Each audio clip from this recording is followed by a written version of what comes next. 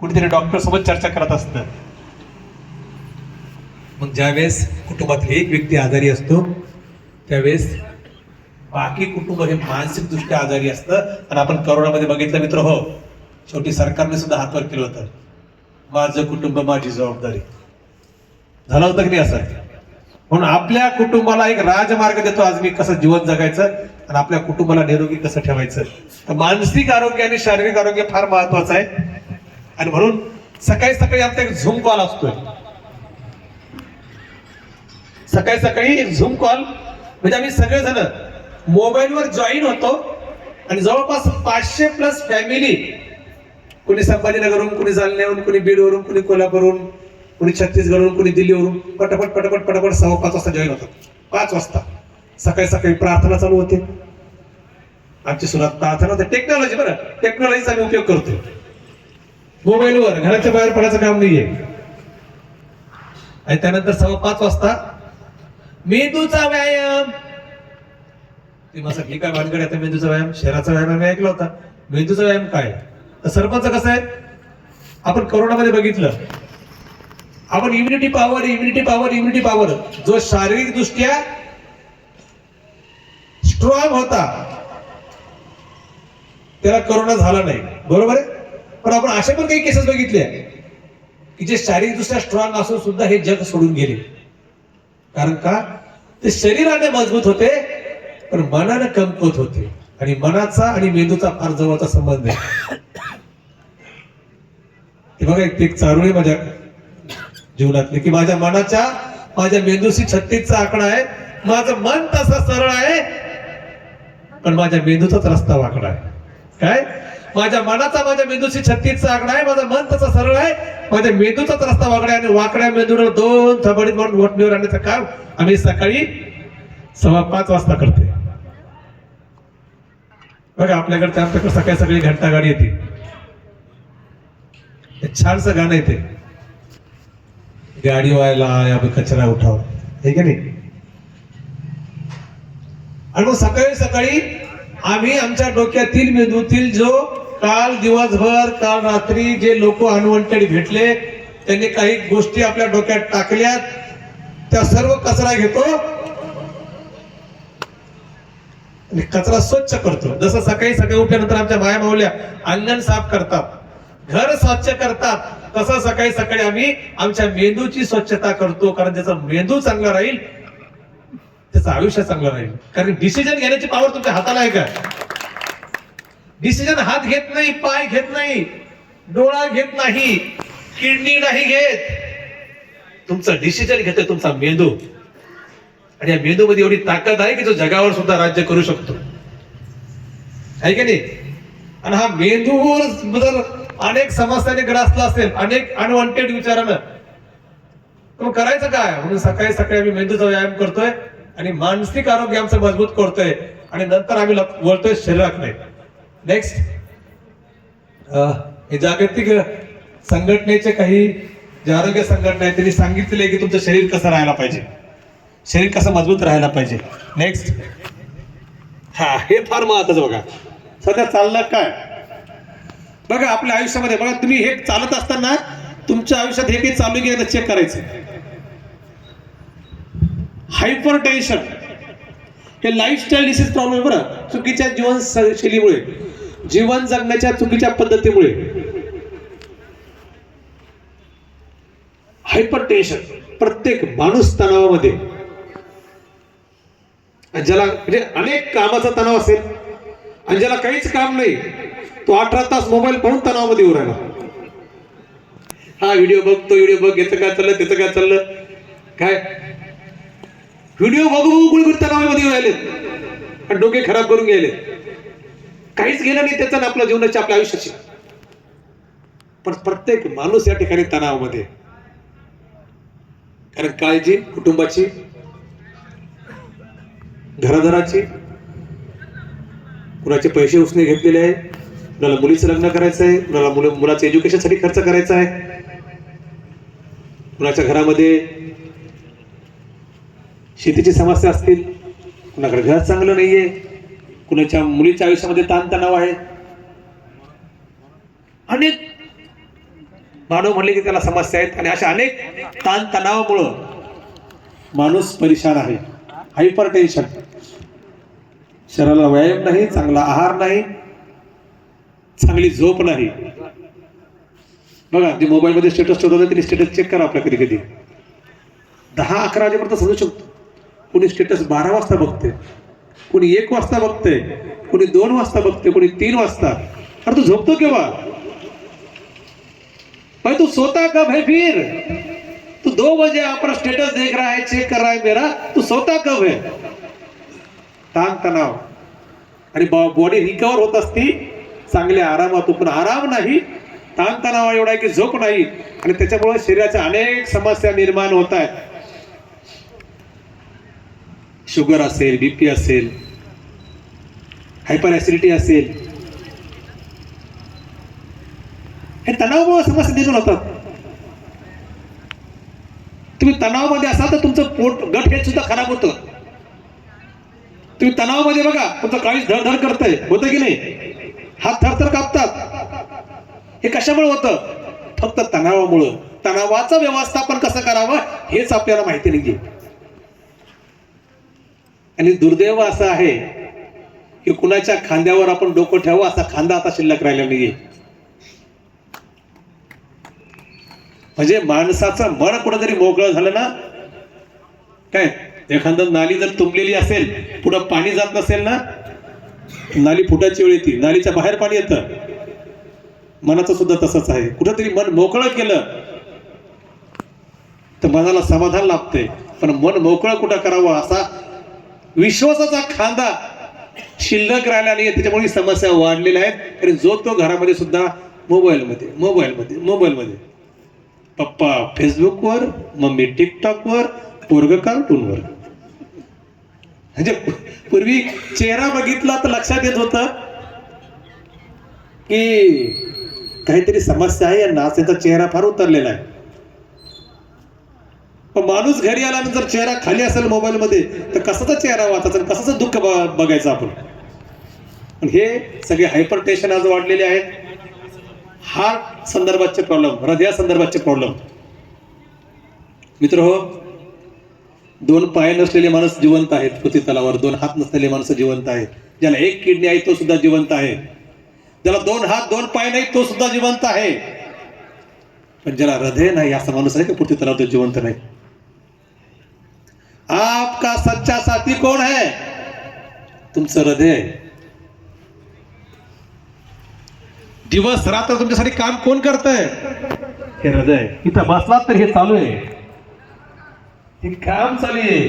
तुम्ही कामात आहे तरी काम चालू आहे त्याचं. तुम्ही मनोरंजन करता तरी त्याचं काम चालू आहे. तुम्ही झोपतात तरी त्याचं काम चालू आहे. आपका सच्चा साथी आपका हार्ट आहे. तुमचं हृदय तुमचा सच्चा साथी आहे. मग या मित्राचा तुम्ही दुश्मन बनायला पाहिजे का दोस्त बनायला पाहिजे? तुमच्या हृदयाचे तुम्ही दुश्मन बनायला पाहिजे का मित्र बनायला पाहिजे? बोला यार काहीतरी. हा, पण दुर्दैवानं आपण त्या आपल्याच हृदयाचे दुश्मन बनून राहिलो. ते कसं मी तुम्हाला पुढे सांगणार आहे. तर हार्ट संदर्भातली फार मोठ्या समस्या निर्माण होत आहेत. ज्यानं कधी एक गोळी खाल्ली नाही, कधी इंजेक्शन घेतली नाही, अचानक आपल्याला कळतं की सकाळी त्यांचा मोतीचा कार्यक्रम आहे. आपल्याला प्रश्न पडतो असं काय झालं. पुन्हा सांगतो ना, मग आपल्या शरीरात काय गोंधळ चालू आहे आपल्याला माहित असते की आपल्या डोक्यात काय बसेल.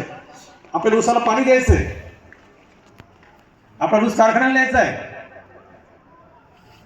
आपल्याला हे करायचंय, आपल्याला ते करायचंय. म्हणजे करता करता जे शरीर काम करते त्याची काळजी कोण घेणार? काळजी घेणे फार महत्वाचं आहे. आणि डायबिटीज बाबतीमध्ये, शुगरच्या बाबतीमध्ये सुद्धा आज आपण बघू शकतो की भारत हा देशामध्ये, जगामध्ये हा नंबर 1चा देश आहे डायबिटीस मध्ये. आता कोणाला हात वर करा म्हणून कोणी करणार पण नाही. नको वाटतं कुणाला आपली शारीरिक समस्या दुसऱ्याला माहीत व्हायला पाहिजे. होतं की नाही असं? आजार आपण लपून ठेवतो. मग जगात नंबर 1ची समस्या म्हणजे भारत देश ग्रासलेला आहे. पण असं कधी होते का सरपंच तुमच्या बाजूला कोणतरी सर बसले त्याला शुगरचा त्रास आहे म्हणून नाही ना आपली शुगर होईल, आता याच्या बाजूला बीपीचा नको, बीपीच्या बाजूला बसतो नको आपल्याला बीपी होईल, नाही. हे लाईफस्टाईल चुकीच्या जीवनशैलीमुळे ह्या समस्या निर्माण होतात. काही माणसांना लिहिलं की अनुवंशिकी होतात सर, माझ्या आजोबाला होती, माझ्या पप्पाला होती, म्हणून मला पण झाली. 30% फक्त काय अनुवंशिकी समस्या आहे. 70% आपली जीवन जगण्याची चुकीची पद्धत, त्याला डायबिटीस होते. आज लहान लहान मुलांना डायबिटीस आहे.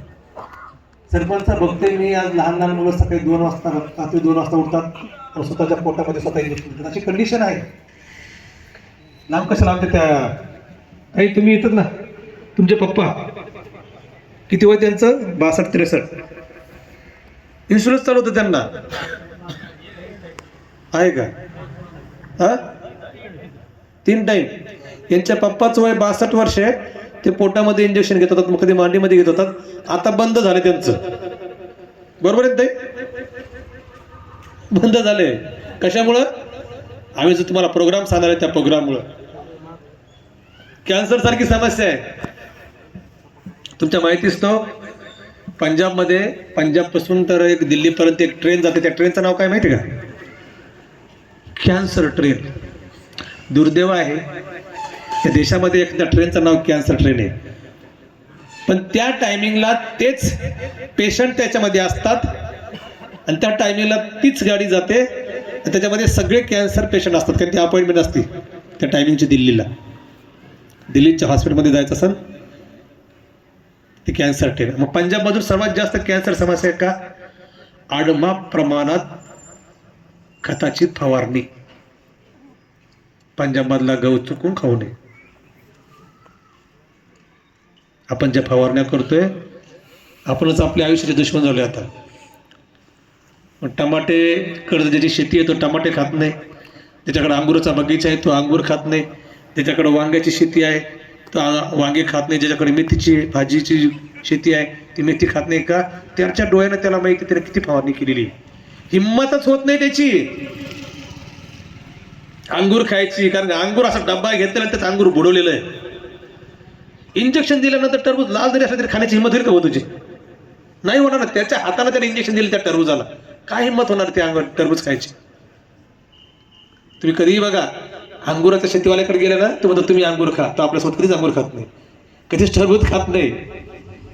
ही समस्या आहेत का? आपण आडमा प्रमाणात फवारण्या करतो आणि त्याच्यामुळं कॅन्सर सारख्या समस्या निर्माण होतात.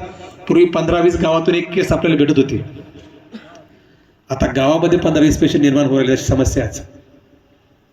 ते पण ज्यांनी आणखी चेक केलं नाही. सरसकट जर चेकअप केलं तर काय समस्या पुढे गेली की सांगता येत नाही. ते पण का? कशामुळं? चुकीची जीवनशैली. आता तुम्ही म्हणता चुकीची जीवनशैली आणि कॅन्सरचा काय संबंध आहे?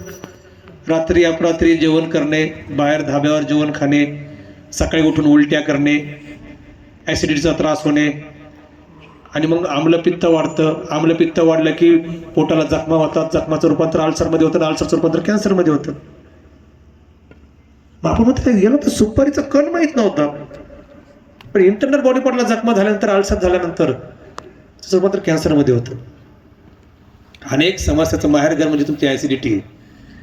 पण ज्याचा इलाज स्वस्तामध्ये ना, ती समस्या आपल्याला वाटत नाही. 5 रुपयाची टॅबलेट ॲसिडिटी गायब, 5 रुपयाची टॅबलेट ॲसिडिटी गायब. ॲसिडिटी गायब होते, ती ॲसिडिटी दाबते. यस. तर ओबेसिटी ही पण एक समस्या आहे. वाढलेलं वजन, बऱ्याच जणांच्या ढेरीचा आकार वाढलेला आहे. मान नावाचा प्रकारच बराच झालेला नाहीये. काहींचं पोट असं गुंड्या फोडून बाहेर येण्याचा प्रयत्न करते, आहे का नाही? काही जण अशा आहे की म्हणजे कंबशी ठेवली तर इथं बसून जाईल, आणि काही जणांना असं म्हणजे सडपातळ त्यांनी असं आनंदात राहू नका बरं. इंटरनल बॉडी पार्टला सुद्धा, बॉडी पार्टवर सुद्धा चरबी येते, आणि त्या चरबीच्या समस्येमुळं ओबेसिटी ही जी समस्या आहे, अनेक हेल्थच्या समस्या निर्माण होतात. हे कशामुळं? फक्त मित्र, चुकीची जीवनशैली, हाय कोलेस्ट्रॉल, कोलेस्ट्रॉलचं प्रमाण वाढलंय शरीरामध्ये, शुगरचं प्रमाण वाढलंय, आणि सगळे फक्त जीवन जगण्याची चुकीची पद्धत. काय जगावं, कसं जगावं माहित नाहीये. नेक्स्ट. आणि हे जरा ऐकूया आपण आता. जरा ऐका जरा शांत पद्धतीने, ऐका तिकडं.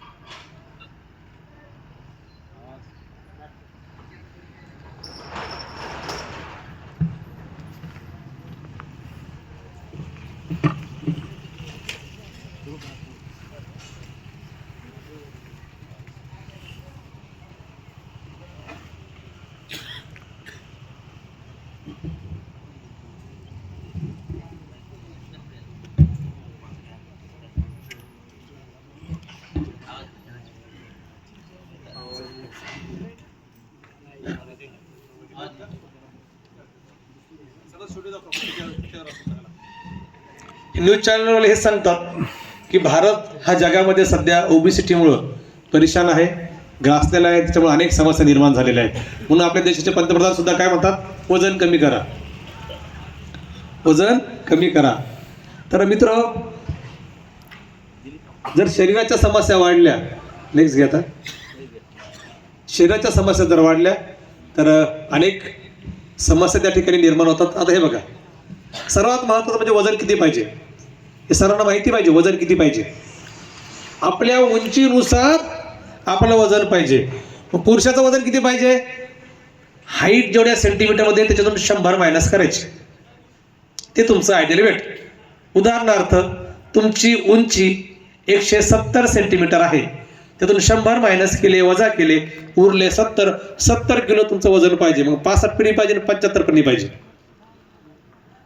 तुमची उंची 165 सेंटीमीटर असेल, 100 मायनस केलं तर 65 तुमचं वजन पाहिजे. ते 60 असेल तरी धोकादायक आहे, आणि 70-75 असेल तरी धोकादायक आहे. म्हणून आपल्या मनानं काही माझं वजन बरोबर आहे, कुणाचं वजन वाढलं ते म्हणजे मी खात्यापित्या घरचा आहे, काही खात्यापित्या घरचा नसतो. आपलं वजन किती पाहिजे? आपल्या उंचीनुसार. आणि महिलांच्या बाबतीत सुद्धा ते सूत्र आहे. महिलांसाठी सेंटीमीटरमधून 105 मायनस करायचे, उरलं त्याचं ते आयडियल वेट. पण आपल्याला माहीतच नाहीये. आपली चर्चा चालली देशाचं काय चाललंय, जगातच काय चाललंय, गावाचं काय चाललं. आपली उंची, आपलं वजन आणि आयडियल वेट, एवढा टाइम कोणाला आहे? इतका टाइम कोणाला आहे? मग जगावर कोण चर्चा करेल? देशावर कोण करेल? महाराष्ट्रावर कोण करेल? हे शरीर सर्वात महत्वाचं आहे. चर्चा, डिस्कशन याच्यावर व्हायला पाहिजे. चाय पे चर्चा हो रही है, लेकिन शरीर के ऊपर चर्चा नहीं हो रही है. आपलं वजन आणि उंची यानुसार आपलं शरीर बघा. हे बघा, हे मसलयुक्त शरीर आहे आणि फॅट बॉडी आहे. आणि हे शरीर जर असं घातक आहे, असं शरीर तुमच्या आयुष्यासाठी घातक आहे. शरीर राहील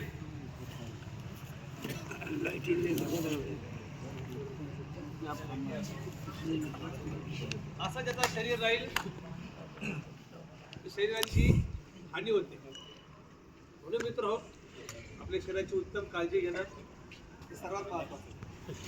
ती जर आपण काळजी नाही घेतली तर कमी वयामध्ये समस्या निर्माण होतात. आपण बघतोय की एकीकडे आपला देश चंद्रावर चाललाय आणि दुसरीकडे 18 वर्षाच्या मुलाला हार्ट अटॅक येतोय, 15 वर्षाच्या मुलाला शुगरचा त्रास आहे, 7 वर्षाच्या महिला बीपीचा त्रास आहे.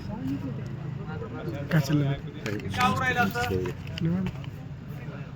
कारण आपल्या शरीराला चांगला आहार पाहिजे. उत्तम आहार पाहिजे आपल्या शरीराला. तुमचा प्रश्न असेल की उत्तम आहार कोणता?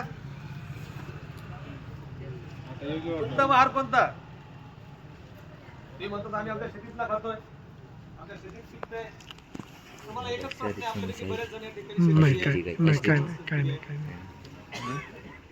20 वर्षापूर्वी तुम्ही तुमच्या शेतामध्ये किती खताच्या गोळ्या देत? तुम्ही संरक्षण अधिकारी का? महिला बालविकासचे बालसंगोपन योजना तुमच्याकडे येते? अच्छा, जालन्याकडचे. 20 वर्षापूर्वी आपण कोणत्या तालुक्यात आहेत तुम्ही? जिल्हा आजची कंडिशन काय?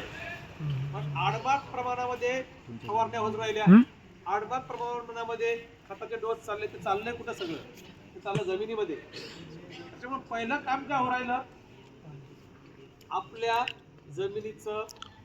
जमिनीमध्ये पण जे न्यूट्रिशन असतात ते नाहीसे होऊ राहिले. जमिनीचा पोत खराब होऊ राहिला. म्हणजे असंच चालून राहिलं. ती वेळ अशी येऊ शकते एखाद्या वेळेस तर तुमचा नागर सुद्धा जमिनीमध्ये चालणार नाही. हे असं होऊ शकतं. इतक्या आडमाप प्रमाणामध्ये आपण काय करतो, फवारण्या करतो. कारण कसं आहे मित्र, माझ्याकडे 1000 डाळिंबाचे झाडे होते आणि आपण ज्यावेळेस फवारणी करण्यासाठी बॉटल वगैरे घेण्यासाठी जातो कृषीच्या दुकानामध्ये, दुकानदार काय सांगतो, म्हणजे कंपनी काय सांगते की 15 लिटरच्या टाकीला 3 झाकण टाका. दुकानदार एक शिल्लक सांगतो. एक शिल्लक का सांगतोय, कारण त्या बोटाचा जास्त खप झाला, त्याचा कुठेतरी थायलंडचा दौरा असतो आणि ते जास्त खपा म्हणतो काय म्हणतो 4 टाका.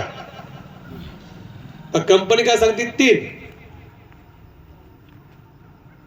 दुकानदार एक शिल्लक सांगतो 4. आणि ज्यावेळेस ते आपल्या बांधावर येतो, आपला सालदार काय म्हणतो, गडी काय म्हणतोय, आता ही फवारणी केली तर पुन्हा आणखीन 8 दिवसानंतर करावं लागणार आहे. एक काम करा ना, डोस जरा शिल्लक टाका. आणि तो एक आणखी शिल्लक टाकतो. बघा तिथं 3 डोस द्यायचे, तिथं 5 डोस चालले. आणि कोणी देशी दारू टाकायले, कोण गायका टाकायले. आणि आपण सगळे आमच्या माता भगिनी, कोथिंबीर कशी पाहिजे एकदम ताजी ताजी, टमाटा कसा पाहिजे लाल लाल, अंगूर कसे पाहिजे कैप्सूल. अरे आप जहां पे सोचना बंद करते कंपनी वहां से सोचना शुरू कर रही है. कैप्सूल अंगूर फवारणी, लाल टमाटर फवारणी, मेथीच्या भाजीला लाल कोर पाहिजे म्हणजे ती गावरान आहे असं लोकांचा समज आहे. लाल कोर येण्याची फवारणी. आणि आडमाप प्रमाणामध्ये आपण फवारण्या करू काय हो राहिले, जमिनीचा पोत तर खराब हो राहिले पण न्यूट्रिशन नाही राहिले. आणि त्यामुळे शरीराला जे पोषण तत्व पाहिजे ते मिळून राहिले. जेवण करतोय आपण 3 चपात्या 2 भाकरी मेथीची भाजी, पण त्यात काय राहतात घटक, जीवनसत्व राहिले नाही ना. तर शरीर बदलणं फार महत्वाचं आहे. त्यासाठी आहार बदलणं फार महत्वाचं आहे. नेक्स्ट, हे नॉर्मल बॉडीमध्ये बॉडी फॅट्स किती पाहिजे 14 ते 17. कुणाला माहिती आहे काय गोंधळ आहे आपल्या शरीरामध्ये. हाय 20 ते 25 आणि रिस्क मध्ये 25%. आता आपण कधी बॉडी चेकअपच केलं नाही ना, आपल्याला माहितच नाहीये आपण हाय मध्ये, रिस्क मध्ये का नॉर्मल मध्ये. आपली चर्चा वेगळी झाली. शेवटी आयुष्य सर्वात महत्वाचं आहे. सगळं जे त्याला जिथं जातात मित्र, देशाचा पंतप्रधान सुद्धा गेलेत ना, गेले या अगोदरचे पंतप्रधान. देशाचे पंतप्रधान गेल्यानंतर सुद्धा देश थांबलेला नाहीये.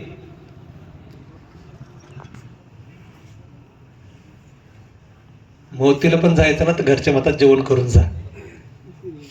काय किती जवळची असू द्या 2 घास खाऊन जा, म्हणजे आपल्या मोतीला कोणी उपाशी पोटी सुद्धा येणार नाहीये. ही फॅक्ट आहे, मान्य की नाही तुम्हाला. आणि मग हे काय गोंधळ आहे हे आपल्याला माहित नाहीये. हे माहीत करून जर घेतलं तर आयुष्य वाढेल, जगणं वाढेल. आणि यासाठी हे माहीत करून घेणं फार महत्वाचं आहे. या ठिकाणी उत्तम तोर सर असेल, यांना अशी विनंती करतो की सरपंच आहेत, सरपंच मला चांगले वाटले या ठिकाणचे, तुमचे चेहरे वाचून तुम्ही चांगले माणसं वाटू राहिले मला. या गावासाठी फ्रीमध्ये बॉडी चेकअप ठेवा. तुमच्या बॉडीचा BMI किती, तुमचं आयडियल वेट किती, मसल्स किती स्ट्रॉंग आहे, तुमच्या बॉडीमध्ये फॅट्स लेवल किती आहे, बॉडीचं एज किती. आता ही काय भानगड आहे बॉडी एज,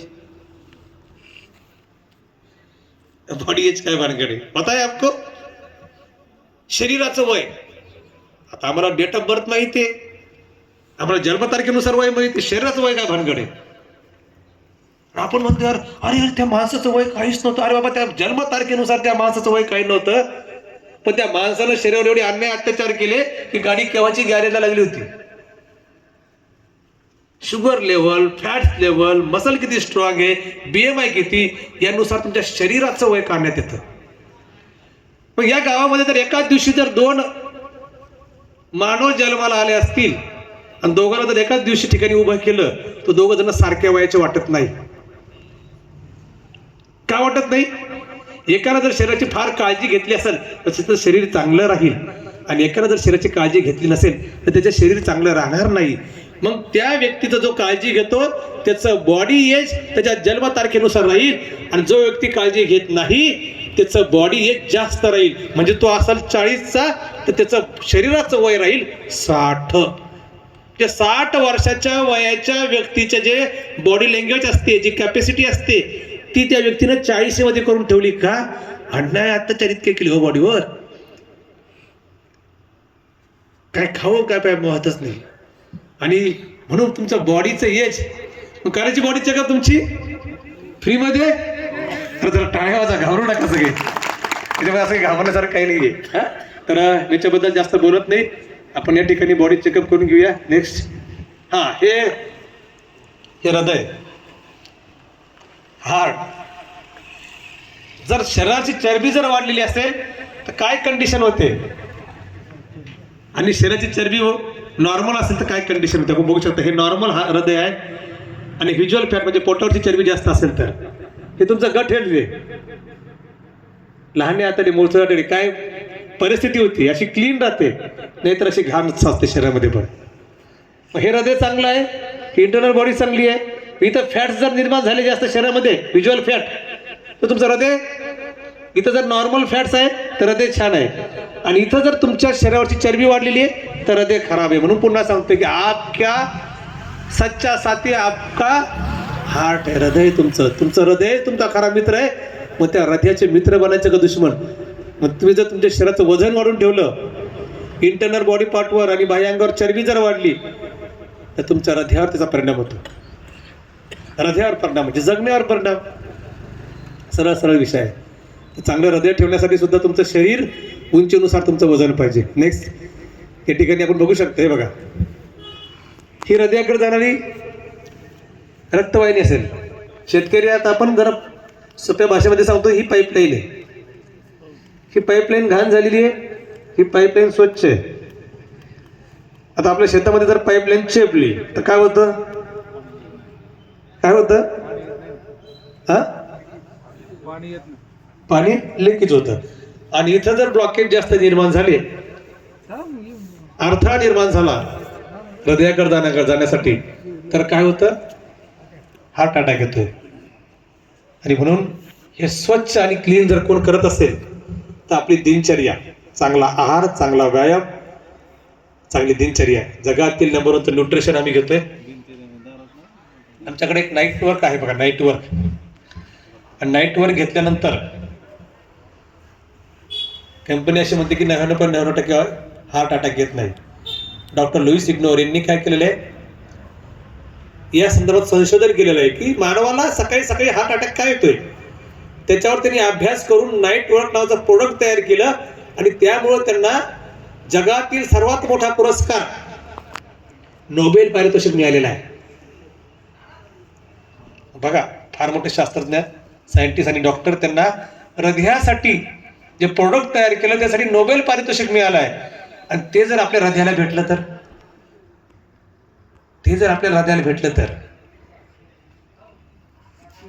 हे आपल्याकडे पेटंट आहे. आणि आपलं हृदय मजबूत ठेवण्यासाठी सुद्धा आपण चांगली दिनचर्या आणि न्यूट्रिशनचा वापर करणं फार महत्वाचं आहे. नेक्स्ट, ही मसलयुक्त बॉडी, हे तुमची बॉडी चेकअप केल्यानंतर तुम्हाला कळेल तुमची बॉडी कशी आहे. नेक्स्ट, हे पण तुम्हाला बॉडी चेकअप केल्यानंतर सांगू आम्ही, आमचे मित्र सांगतील तुम्हाला त्या ठिकाणी. नेक्स्ट, 1990ला मानव असा होता, टीव्ही अशी होती. आता बघा, पोट वाढलंय, टीव्ही फ्लॅट झाली, पण माणूस वाढलाय. ही कंडिशन मित्र. त्यावेळेस रोटी कपडावर मकान, माणसाला अन्न भेटत नव्हतं म्हणून ही अवस्था आहे. आणि आता जरा जास्तीच भेटते म्हणून ती अवस्था आहे. आलं? नेक्स्ट, हे माझं, मी असा होतो, असा झालो. तुमचं शरीर सुद्धा बदलू शकतं जर मी सांगितलं त्या गोष्टी तुम्ही केल्या तर. नेक्स्ट, हे सर्वात महत्वाचं आहे. काय बघाय, सकाळपासून आपण आपल्या शरीराला काय देतो बघा, सकाळपासून तर संध्याकाळपर्यंत. बऱ्याच जणांची सकाळची सुरुवात पेय, संध्याकाळी बी पेय. सकाळी बिलकुल आपल्या शरीरासाठी चहा उपयोगी नाहीये, चांगला नाहीये. चहामुळे शुगर होऊ शकते, चहामुळे डायजेस्ट सिस्टम वीक होते, पचनक्रिया मंद होते, चहामुळे भविष्यात शुगर होण्याची शक्यता असते, हाडं ठिसूळ होतात, स्किनवर